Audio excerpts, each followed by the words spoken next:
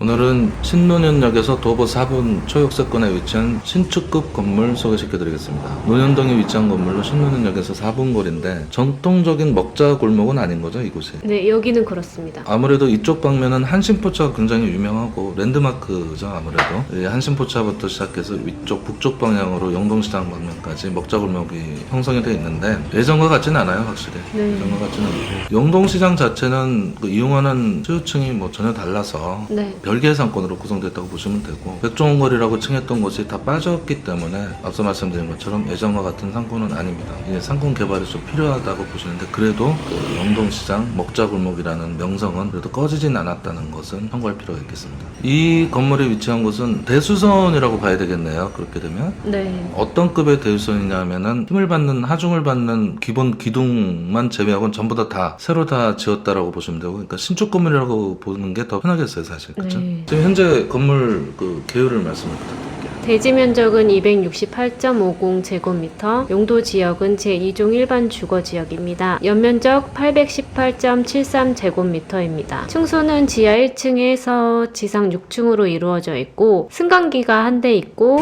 주차는 대장상 4대가 가능합니다. 그렇긴 한데 현장에서 가 보시니까 5대 정도까지는 충분히 가능해 보인다는 말씀이 있으셨는데 맞나요? 네, 맞습니다. 건물 앞에 주차하는 방식이라 가서 보시면 5대까지는 충분히 가능하고, 특이한 점은 대부분 이런 좁은 골목들, 그 4m 도로는 아닌데 6m 도로인데 건물들이 마주보고 있는 형태가 대부분인데 여기 앞에는 언덕 올라가는 계단이 있어서 네. 건물 앞으로 시야가 좀 트여 있다는 점이 장점이 될 수가 있겠어요. 이거는.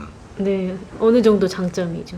네, 건물이 앞에 튀어져 있는 건 장점이죠. 네. 답답한 게 없기 때문에 그거는 뭐 감안을 하시면 될 것 같고, 그 신축이 주는 매력은 아무래도 임차 구성에 편리하다 이런 점이 있거든요. 그리고 역세권이다 보니까 회사 같은 경우는 출퇴근이 아주 유리한 경우도 있고, 그리고 9호선 라인이라서 굉장히 뭐 소위 말하는 강남을 통과하는 9호선은 한 라인이다 이런 말이 있는데 위치적인 면은 아주 나무랄 데가 없을 것 같습니다. 다만 전통적인 강남역 상권은 아닌 거죠. 사실 강남역에서 신논현역 사거리까지가 메인 강남역 상권이라고 칭하고 밑으로 우성아파트 쪽이나 논현역 방향으로 넘어오게 되면 사실 강남역 상권보다는 좀 떨어진다고 봐야 되겠습니다. 그나마 한신포차 라인은 굉장히 활성화가 되어 있었는데 앞서 말씀드린 것처럼 상권 자체의 힘이 좀 떨어졌기 때문에 이 임차 구성하실 때 1층은 당연히 모두들 바라시는 휴게음식점, 그러니까 커피 전문점 같은 그런 점포로 구성을 하시면 되고, 2층부터 나머지 5층까지는 일반 사무실이나 학원으로 구성을 하면 아주 안정적인 임차 구성이 된다고 판단할 수가 있습니다. 6층 같은 경우에는 평소가 좀 작은데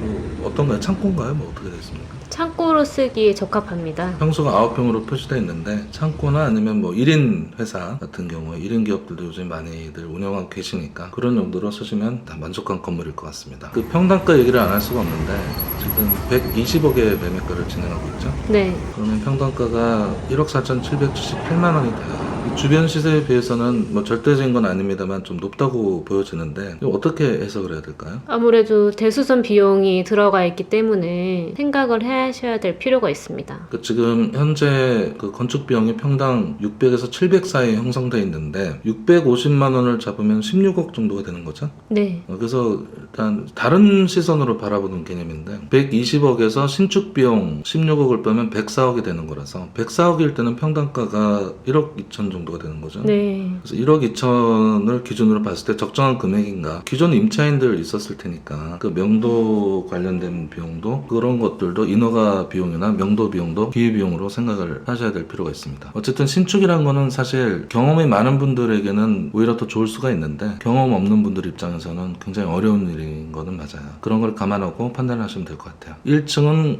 커피 전문점이 거의 90% 이상 확정이 될 것 같다. 테이크아웃 전문점이라고 하셨나요? 네. 네, 테이크아웃 전문점으로 확정이 될 것 같고, 1층에는 점포가 2개로 나눠지고요. 2층부터는 각 한 층으로 구성돼서 임차를 하시면 될 것 같습니다. 추가 사항 없으십니까? 없습니다. 지금까지 빌딩을 읽어주는 빌딩에이스 빌스TV였습니다. 구독과 좋아요, 알림 부탁드립니다. 고맙습니다.